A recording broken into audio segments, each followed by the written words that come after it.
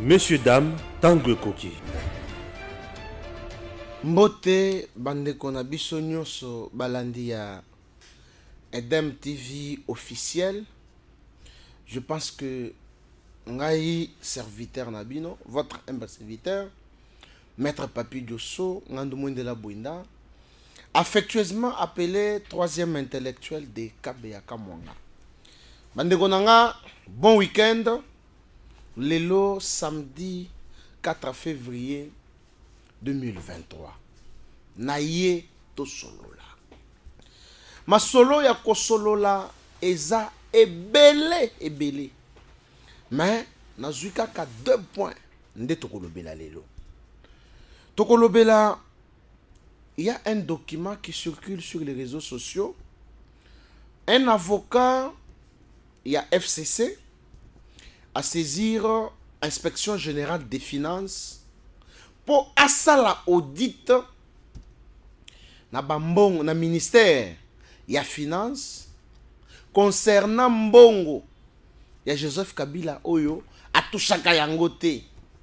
Selon les dires ya Madame Marie-Olive Lembe Kabila. Na deuxième point tokolobela bandeko na ngai balandi ya Edem TV officiel. Les incidents oye salemi na séjour ya pape à la République démocratique du Congo, parce que vous savez que toutes les caméras du monde étaient figées na mboka na biso. Coup de chapeau à son excellence Monsieur le Président de la République, je cite Félix Antoine Tshisekedi Tshilombo. Coup de chapeau yayo yangwana pona musala kitoko ozo sala pe osali pape na mabele ya Congo. Mes respects à son excellence Madame la princesse Adèle Kainda Maïna, l'autorité morale de l'Alliance des démocrates chrétiens du Congo, ALDEC.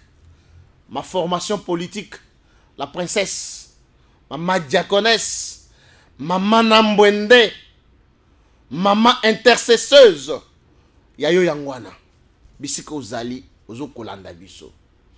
Mes respects, na président ad intérim, ya ALDEC, honorable Smith Kapenda, un jeune au service de la nation. Talandenge parti ALDEC et Kumbama. Merci. Mes respects, Monsieur le Président Smith Kapenda. Yayo Yangwana. Sans oublier le secrétaire général émérite Ntwaremba. Yayo Yangwana. Sans oublier le secrétaire général adjoint en charge des politiques, M. Joseph Kassala. Yayo Yangwana. Madame Modestine Ilunga, secrétaire général adjoint en charge d'administration. Yayope Yangwana. Madame Chanel Lissumbu, Sep Nabiso Yamo Amba. Sep Nabiso, na groupe na enyo somobimba nazo mona camarade Vicky. Yabinope Yangwana. Bana nyoso ya SED Mbote Bisika Bozali.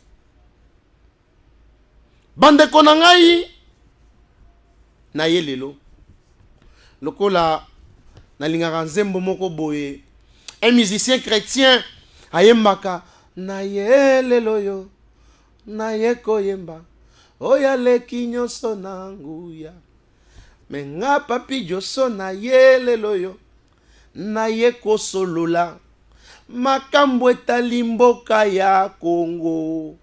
Yes! Je salue le DG à Edem TV, Stéphane Balamwange. Un journaliste compétent. Okute na makambo buzobate. Na obosanate, une dame qui travaille aussi très bien, Madame Dragna, conseillère, il y a la princesse Adèle Kainda. Madame Dragna, yayo yangwana. Bande konanga, tokota siko na vifi ya makambo. Makambo eza ya koinda mabe. Lelo na lobi tozo solola. To solola nini makambo ya document ya avocat ya FCC akomeli IGF pour asala audit na ministère de finance pour na mbongo ya Joseph Kabila. Selon Marie-Olive Lembe, Kabila touchaka mbongo na yete. Monsieur l'avocat, est-ce que monsieur l'avocat atangaka mibeko ya mboka? D'ailleurs, ceux qui botali document wana bakosala ngo illustration, bokomona que l'avocat vous écrit maître point na boy kotanga komo na ye parce que ye moko miyebi pour na boy kosalela ye publicité. Avocat à la cour. Non, monsieur l'avocat. Le conseil de l'ordre avait donné des injonctions pour que chaque avocat, lorsqu'il adresse une correspondance, a déterminé barreau d'attachement, cour d'appel d'attachement nae, tout comme barreau d'attachement nae. Monsieur, Ozaya barreau nini. Et puis, ceux qui botali lettre wanande bazola kisa. Sans fondement juridique, un avocat qui vous écrit une correspondance sans évoquer une disposition légale. Quel genre d'avocat, monsieur? Et d'ailleurs, vous vous appelez personnalité politique, il y a FCC. Je mets quiconque à défi. J'ai côtoyé ceux du FCC. Nathalie Charte, il y a FCC.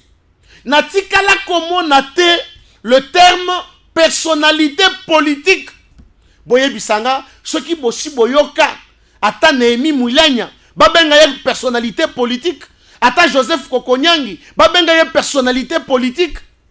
Ngana yebi personnalité politique, azaka moko na FCC, avocat oyo, mukolo mukanda oyo, avocat oyo. Ça c'est dommage ça.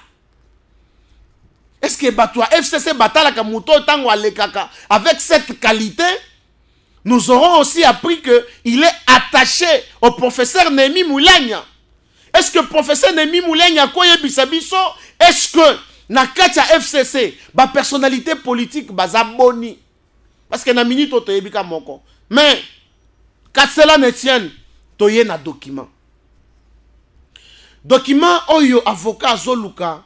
IGF a s'impliqué dans makambo ya mbongo ya Joseph Kabila.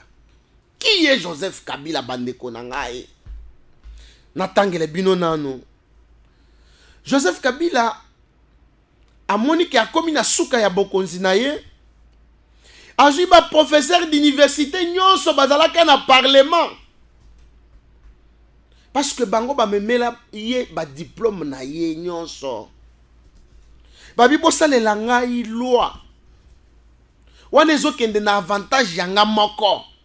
Babengi yango loi du 26 juillet 2018 portant statut des anciens présidents élus, fixant leurs avantages accordés aux chefs des corps constitués. Bande konangai. Makambo bokoyo ke zobima na loi oyo. Je pense que ceux qui ont monté maté okobele liboma. Tozo tanga ni article 2. Il y a loi portant statut des anciens présidents. Boyo kandenge article 2 zoloba.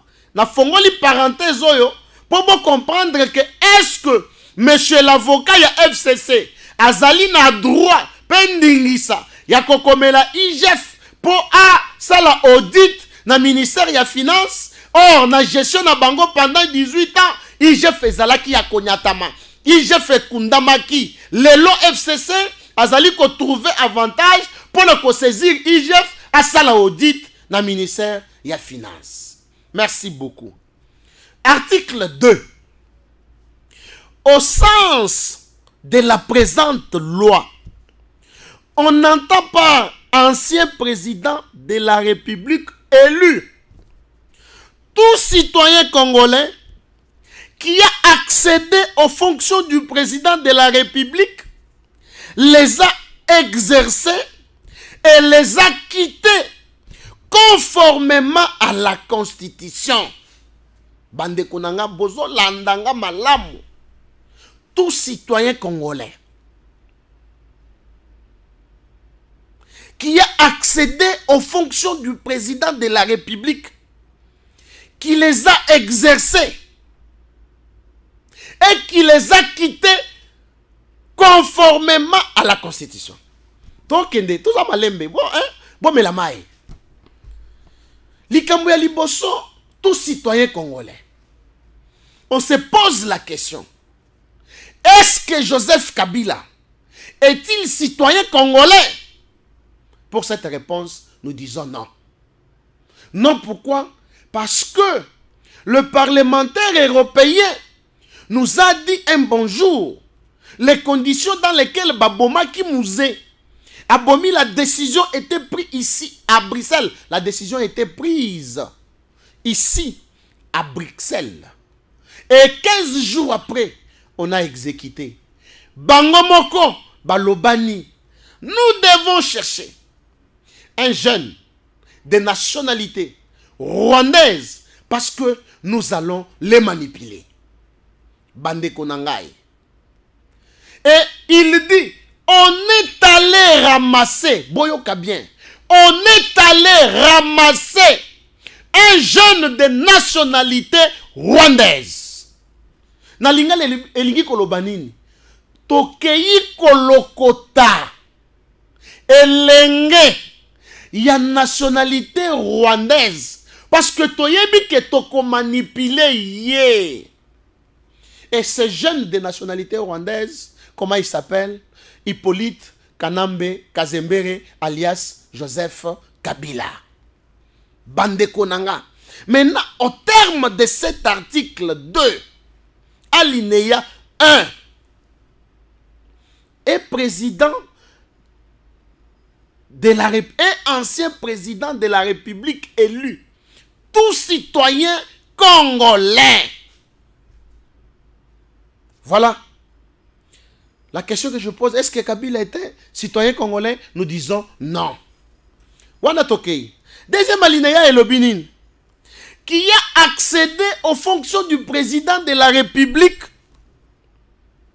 qui a accédé aux fonctions du président de la République, qui les a exercées et les a quittées conformément à la Constitution.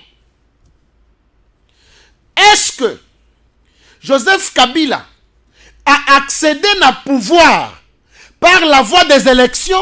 Nous disons non. Tolobi non. Kabila continue à bokonzité par la voie des élections. Rappelez-vous, Tango Mouzé a sali coup d'état en 1997, Mobutu Akimi, Mouzé a eu pouvoir. Parce que a renversé pouvoir ya Mobutu par une rébellion. Un coup d'état. Et Mouzé na poche naye, azalaki na otobengi Joseph Kabila. Et lorsque Mouzé babomie na 2001, c'est Joseph Kabila qui les remplace, même en violation ya constitution. Oyo Mouzé asalaka na maboko ezaki na 17 articles. Na constitution wana tobenga ngoka constitution. Et lobaki que en cas d'absence du président de la République, c'est le président de l'Assemblée constituante. À l'époque, c'était une dame, j'ai oublié son nom. Mais d'un coup, tout le monde a Joseph Kabila devenir président de la République. Mais selon cette loi, est-ce que Joseph Kabila a accédé aux fonctions du président de la République conformément à la Constitution? Nous disons non, bande konangai. Tokei na emisato. Balobi qui les a exercés, c'est qu'ils ont exercé fonction ya président de la République conformément à la Constitution. Or, la Constitution, au koki kozo pouvoir par renversement, par coup d'état, il faut ozo pouvoir par les voies démocratiques. Mais Kabila Zoua, pouvoir par la voie démocratique, c'est que respecter la Constitution. L'exercer. Est-ce que Kabila a exercé fonction ya président? Parce que nous savons, Kabila est devenu président de la République par accident de l'histoire. Est-ce que Kabila a exercé fonction ya président de la République conformément à la Constitution? Bande que nous disons non. Na yebisi bino ke toye to solola lelo. Tozo solola. Pourquoi? Liberté d'expression, tuer. Koboma ba population. Aujourd'hui, Toko Loba, Daniel Botet Yazawa, ancien président de l'Assemblée nationale, provinciale plutôt, de Kinshasa. Chebeya na Fidel Bazana Bazawap, Arma Tungulu Bazawap. Ba combattant ya IDPS calciné na 10e rue, Bazawap, lelo ba famille ba tikali inconsolable. Thérèse Kapangala Azawapi. Franck Ndike, un journaliste tué dans sa propre maison avec sa femme Azawapi. Rossi Mukendi, pour avoir réclamé la tenue des élections Azawapi. Famille etikali inconsolable. Fausse commune na Maluku. Lambert Menda défenda yango. Le loto Zawapi. Voilà exercer les fonctions conformément à la Constitution, les fonctions du président de la République, conformément à la Constitution. Est-ce que cet avocat avant Akoma Mukanda Oyo a raisonné qui? Bande Konanga. Quatrième et dernière chose. Et ancien président de la République, tout citoyen congolais qui accède aux fonctions du président de la République les a exercés et les a quittés conformément à la Constitution. Bande Konanga. Constitution et lobby, ceux qui ont longi maponami, président de la République, ont renouvelé le mandat na yo une fois. C'est-à-dire, au sali des mandats ok. Mais, deuxième mandat, il y a Joseph Kabila. Et l'ingaki est si là, na 2016. Bandeko, est-ce que en 2016, tu as élection? Élection est en 2018. Donc, Joseph Kabila a eu 2 ans. Il y a glissement. C'est-à-dire, a exercé fonction du président de la République en violation de la Constitution. Au lieu de la élection en 2016, tu as eu en 2018. Est-ce que na onyoso na lobi ao Joseph Kabila tokoki ko considérer ye lokola ancien président? Nous disons non. Est-ce que Joseph Kabila a koki ko bénéficier na ba avantage ya ba ancien président? Nous disons non. Mais est-ce que monsieur l'avocat, personnalité politique na FCC, bien que les termes personnalité politique, ils ont existé na FCCT. Monsieur l'avocat, l'attaché d'ennemi Moulania, oyoki makambo o nazali koloba, biso tokenda na université, tokenda kosakanate, tokende kosala musala, tokende kotanga. Monsieur l'avocat, nazo tangisa yo lelo. Balandia Edem TV, bozala chempo. Lelo na ebisibino, toye ko solola. Bandeko, sika awa, so bolandi, jour passé, na ebisaka bino que Kabila comme bébé national. Bébé national, c'est-à-dire, to liesaye, to melisaye, to futelenda, to sombele bamituka, to futembongo. Loi Oyo, ils ont violé énormément la Constitution de la République démocratique du Congo. Parce qu'ils allaient confectionner par Badialelo, au babandaki ko yembela Kabila, au babandaki ko kumisa Kabila, pour que Kabila a eu mela kaka na bokonzi. C'est comme ça que Kabila a compris. Aloba, je manquais 15 personnes pour changer le Congo. Mais oui, Kabila, c'est un président par accident de l'histoire. Merci. Monsieur l'avocat Nazo Tangelayo, Balandia Edem TV Bozala, attentif. Article 3. Il y a loi portant le statut des anciens présidents. Le 26 juillet 2018. Awana article 3 Bandeko, Basali Kolobela, le droit et devoir. Il y a président de la République ancien. Balobi, tout ancien président de la République élu a le devoir, a le droit plutôt, je parle du droit, des droits, droit à la protection sociale, droit à l'honneur. Est-ce que Kabila a mérité droit à l'honneur? Droit de porter le titre de président de la République honoraire. Droit de porter le titre de président de la République honoraire. Mais bandekonanga na maye onyos na lobby na article D. Est-ce que Joseph Kabila a un droit à porter le titre de président de la République honoraire? Nous disons non. Dans article 5. Bandeko. Article 5 lobinin. Les autres ont décortiqué loi na otangisa. Monsieur l'avocat oya komi mukanda na IGF pour bakende ko sala audit. Article 5 lobinin. Tout ancien président de la République élu est soumis à une obligation de réserve. Bandeko, est-ce que Kabila a une réserve?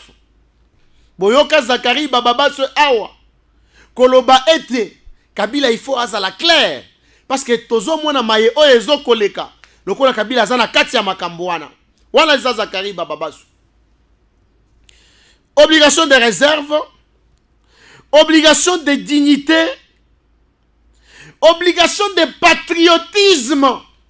Au départ, Kabila za congolais. Comment en cause de la patriote? Comment, je m'excuse, comment Kabila cause de l'esprit à patriotisme? S'il vous plaît. A dans la obligation, il y a loyauté envers l'État. Est-ce que Kabila est loyal envers l'État congolais? C'est ça la question que nous devons nous poser. Est-ce que Kabila est loyal? Non. L'État congolais. Nous disons non. Kabila a loyauté. Voilà pourquoi il ne bénéficie pas d'être appelé ancien président de la République démocratique du Congo. Toké siko na article 6. Article 6, il y a loi, même loi, nous sommes en train d'évoquer l'article pour comprendre Kindoki eza na mboka oyo. Article 6, c'est le binini. En sa qualité de sénateur à vie, on dit bien, en sa qualité de sénateur à vie, tout ancien président de la République élu est soumis à toutes les incompatibilités prévues à l'article 108 de la Constitution. Bandeko, ta fongolana no brèche moussus. Bon, na kabatu ya PPRD. Basilangala. Basa ressources na confiance à peuple congolais. Même à Tabino bozara na poto. Même biso toza na Congo, particulièrement na Kinshasa, en général na province. Bato basa ressources confiance na bato PPRD. Maintenant, bato PPRD na ba allié na bango. Bato FCC. Notre candidat, c'est Joseph Kabila. Notre candidat, c'est Joseph Kabila. Je me pose des questions. Même les professeurs d'université. Bakolo Bakaka, candidat Nabiso, et ça Joseph Kabila. Mais talandenge balobi on a article 6. Article 6 c'est lobby. En sa qualité de sénateur à vie, tout ancien président de la République est soumis à toutes les incompatibilités prévues à l'article 108 de la Constitution. Parce que il a violé la Constitution. Il a accédé au pouvoir en violation de la Constitution. Il a exercé les fonctions du président de la République en violation de la Constitution. Il a quitté le pouvoir en violation de la Constitution. Eh bien, Kabila Joseph, un président par accident de l'histoire. Comme il a fait ça par viol. C'est comme ça que peut-être on peut accepter ce titre d'ancien président de la République, mais pensate, mais seulement Nous l'avons accepté en tant que tel. Mais, Aza n'a pas incompatibilité. Si vous avez article 108 de la Constitution. Que nous dit cet article? L'article 108 de la Constitution. Ah, nga papi Josso mboko yo. Avocat Moussoussa. Pas si peu mawa. Le mandat de député national est incompatible avec le mandat de sénateur, vice-versa, avec les fonctions suivantes.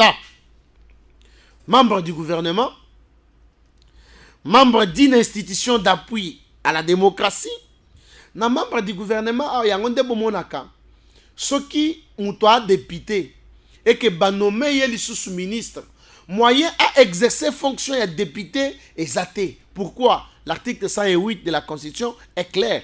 Incompatibilité. Membre d'une institution d'appui à la démocratie. Tu par exemple CENI.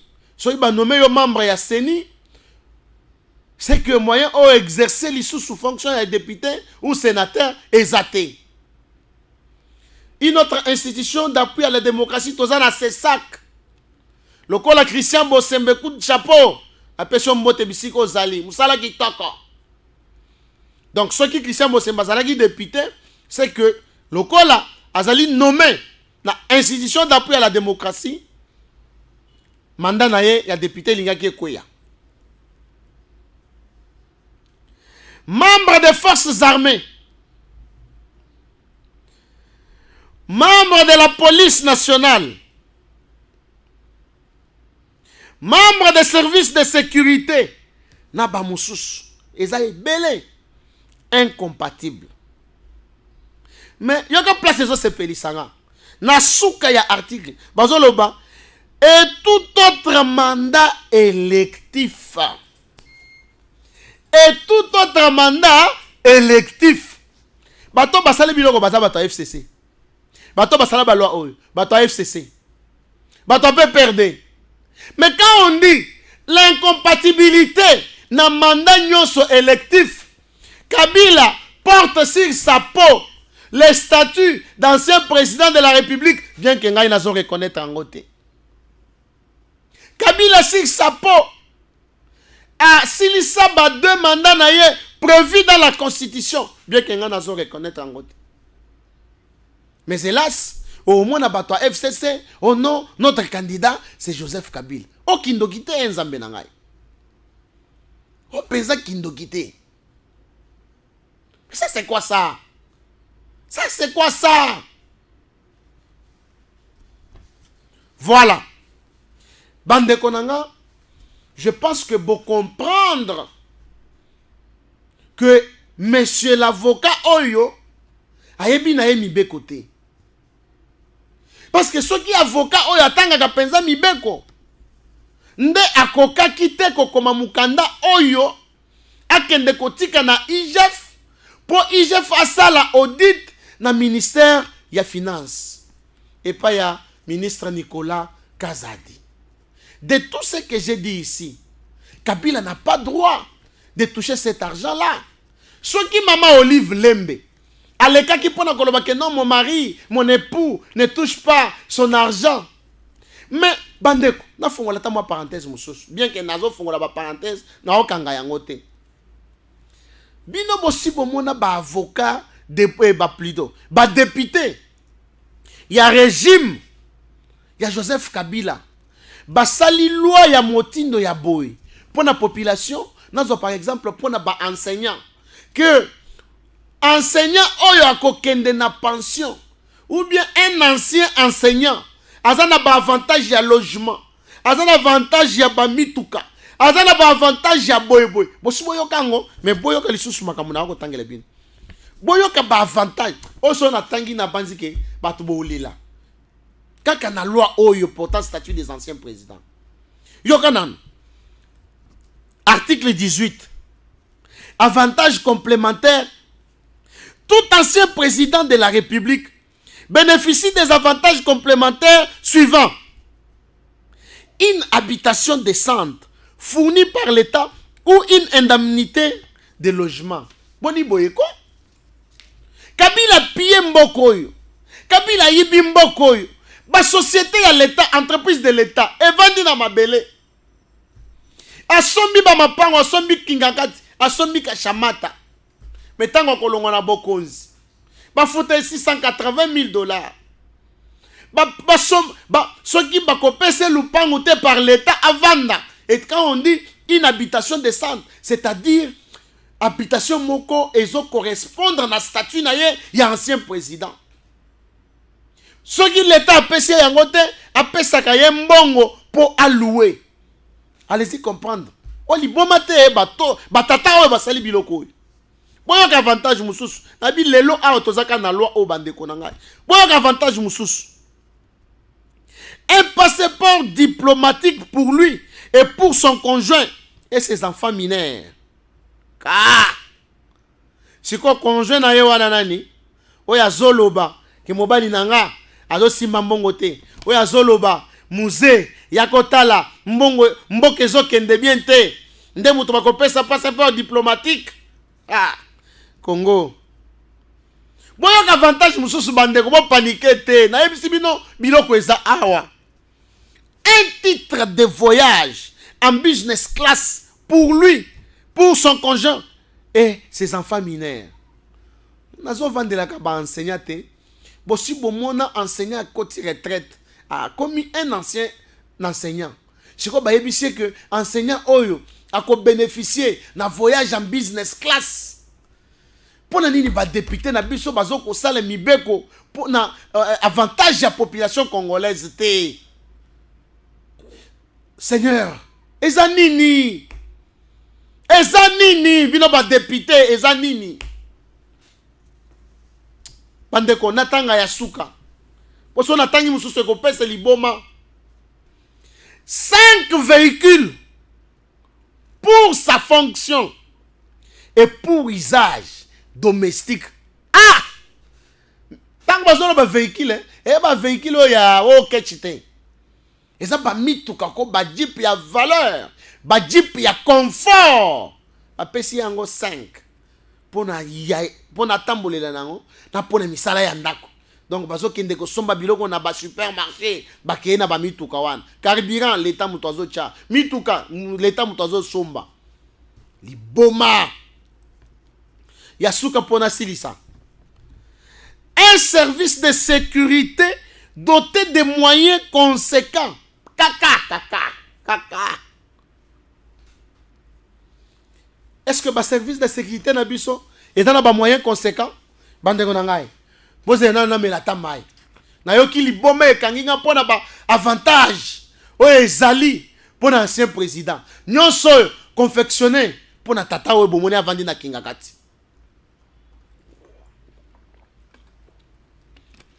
Na me la mai na kitisa motema. Boete pardon. Boete. Donc vous comprenez que avocat oyo akeko lekisa na eta ya pamba. Bandeko nanga pona clôturer na point oyo ya avocat oyo komi mukanda. Est-ce que pendant le règne ya Joseph Kabila bino boyeba ki Jeff? Est-ce que bandeko nanga boyeba ki Jeff? Même nga moko personnellement na yeba ki ngote. Mais na ba source mususu bazo yebisa biso que IGF ekelama depuis 1980 quelque, sur 82 tout comme 83. Mais c'était un service attaché au ministère des Finances na période de Joseph Kabila. Pour que IGF asala audit, il faut mutu asenga soit ministre ya finance asenga kende osala audit place tel. Yako sala audit place nanga. Mais ndenge bazaka ba détourner des deniers publics, ba miyibi. Quel est le DG à l'époque? O yako kaki ko benga IGF, yako sala audit. Lelo Félix Tshisekedi aye ko la kisabino que i service ya IGF ezali et sala musala. Lelo bokomi okende ko saisir IGF. IGF. Toko yoka kaka na maloba. ozali ko sous-traiter ba journaliste oyo bazali ko vilipender président de la République, ba ko critiquer gouvernement na ye, ba mususu ba ko finga ye, mais yo IGF ozali ko soudoyer bango, ozali ko pesa bango misolo, ozali ko futa bango, ozo sombela bango ba téléphone ya iPhone 14 Pro Max. Tozo yo kezo lobama, tozo yo kezo lobama trop, monsieur IGF, tozo yo ka bongisa musala IGF, bongisa s'il vous plaît. Mais ba communicateur ya union sacrée bazo ko sala musala tozo mona bango na base anzete awa bavandi ba osolola délaissé à leur triste sort. S'il vous plaît. Bon, bandeko kandele ki na kesiko na deuxième point.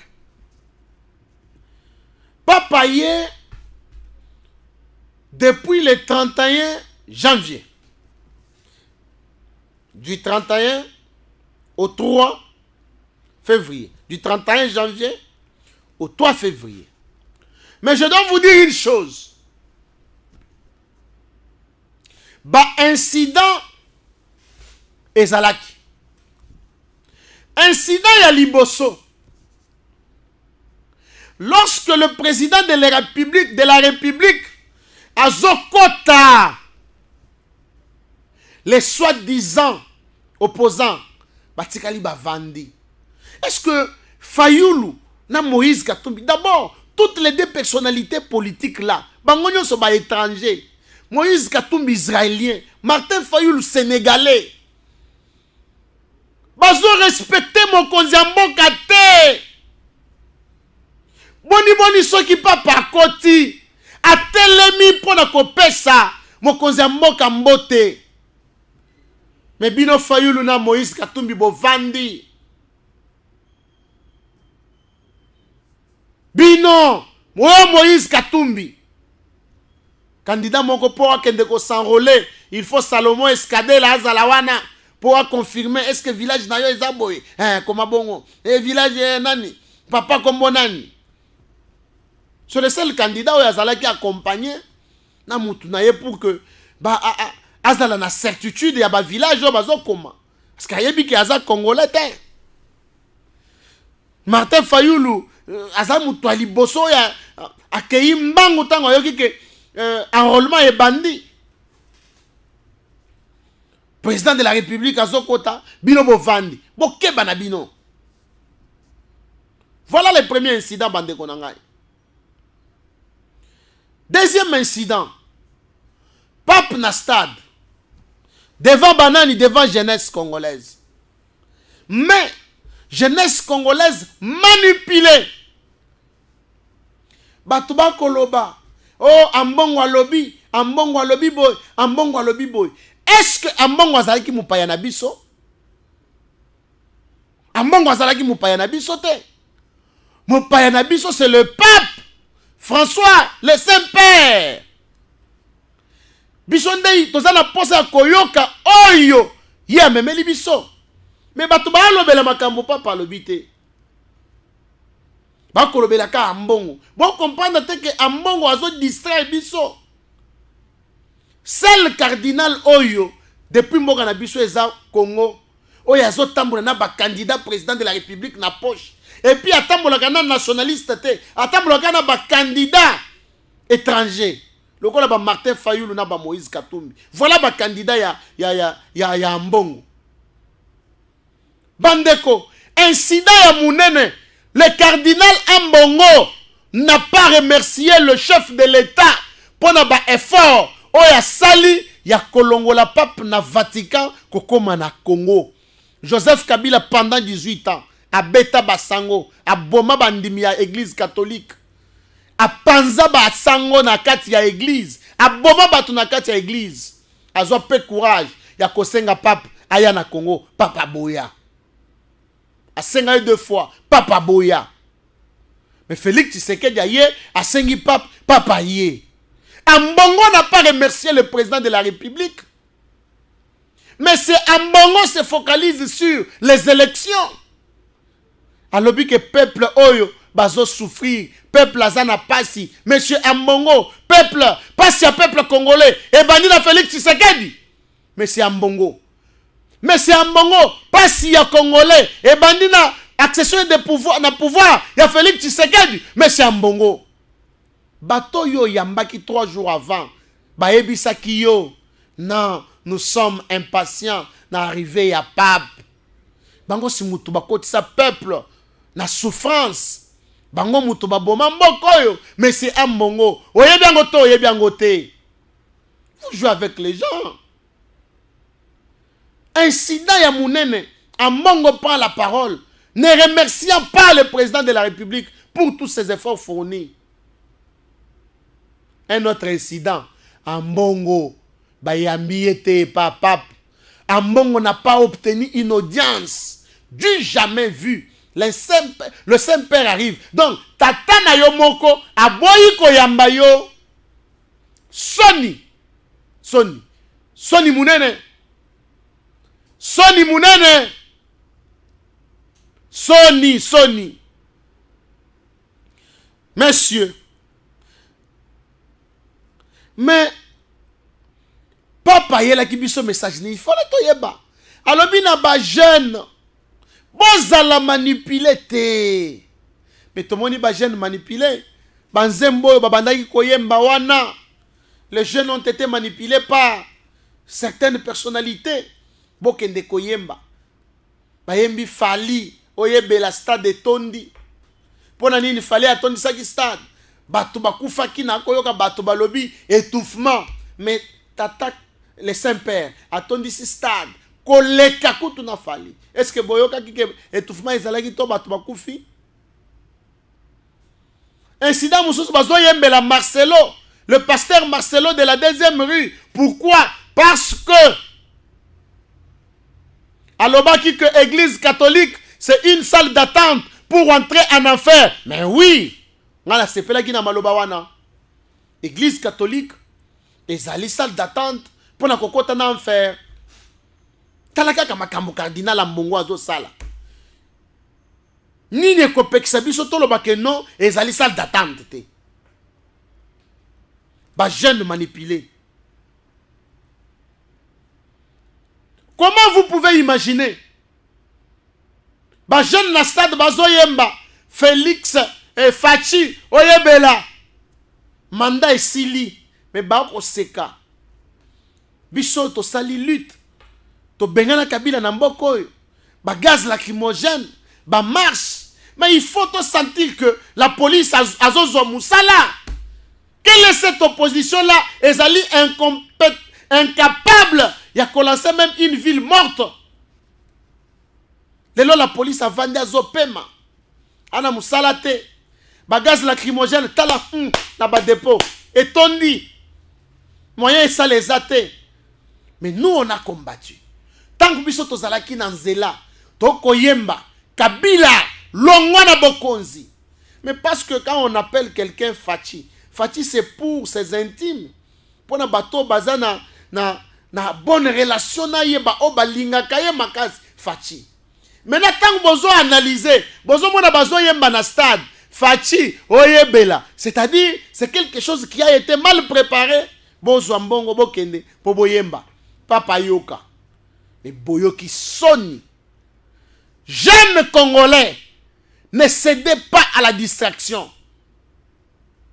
Ne soyez pas manipulés. Prenez vos responsabilités. Tala loko langai jeune. J'ai pris la responsabilité de soutenir Félix Tshisekedi et de soutenir aussi la princesse Adèle Kaïnda Maïna, Mineta, ya portefeuille. Je m'assume en tant que tel. Je suis responsable de mes propos. Je dis, je soutiens Adèle Kaïnda Maïna. Je l'aime bien. Une bonne maman. Je peux dire une bonne maman de la République. Une maman qui connaît le besoin de ses enfants bananes. Entreprise à l'État. Lelo miba était limité. Était limité. Princesse Adèle Kaïnda Maïna, je te soutiens. Moi, je ne suis pas manipulé. Voilà le message de pape. Soyez conséquents dans le choix bozo sala. Oui, moi je fais un bon choix. Je soutiens Félix Tshisekedi. Je suis Aldec. Voilà pourquoi bozo monanga na écharpe nanga. Alliance des démocrates chrétiens du Congo. Ma formation politique, ma famille politique, j'assume. Voilà un jeune qui est responsable. Papi Diosso Ngandumwende la Bwenda. Le troisième intellectuel de Kabeyaka Mwanga. Le prophète politique. Je suis Aldec. Je soutiens Adèle Kaïnda Maïna. Jusqu'à la fin. Je soutiens Adèle Kaïnda. Oui. Papi Diosso, tu le soutiens? Oui, je le soutiens. Je soutiens Félix Tshisekedi. Na kolobela bango ti nati. Voilà la responsabilité. Oyo papa sengi biso. Jeunes Congolais, assumez-vous. C'est ça ce que le pape nous a dit. Botika ba distraction. Ambongo a lobby, ambongo a lobby, ambongo a zanani. Depuis Congo et banda totika la Congo na cardinal a lolenge boyete. Jeunes, ne soyez pas manipulés. Moi, Papi Diosso, troisième intellectuel de Kabeyaka Mwanga, je ne suis pas manipulé. Je vous dis noir sur blanc. Je soutiens Fachi. Oui, Papi Diosso. Ozo soutenir Fachi pour nini? Pour na maye asali. Pape na Congo, to tiango na bilan. Ah bon? Oui. Budget à l'État, 16 milliards. Je soutiens Fachi. Maman yem hôpital yangwane zo tongama. Je soutiens Fachi. Je soutiens Adèle Kaïnda Maïna, la princesse. Oui. Autorité morale nanga. Les lots portefeuille à l'État est vendu. Ba maman ya boito na bangwe belete. Soki to salaki na ba Adèle Kaïnda Maïna na gouvernement oyo ata 5, ata 10, ata 15. Aibite. Balandi ya Edem TV.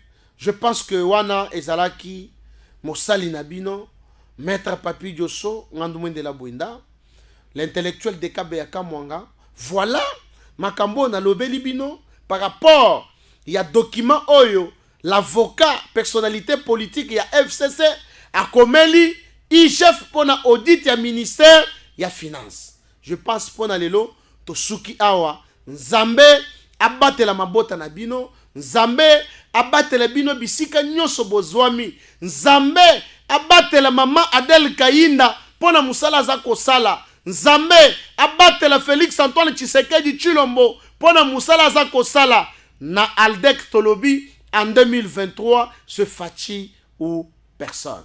Bye. Messieurs, dames, Tanguy Koki.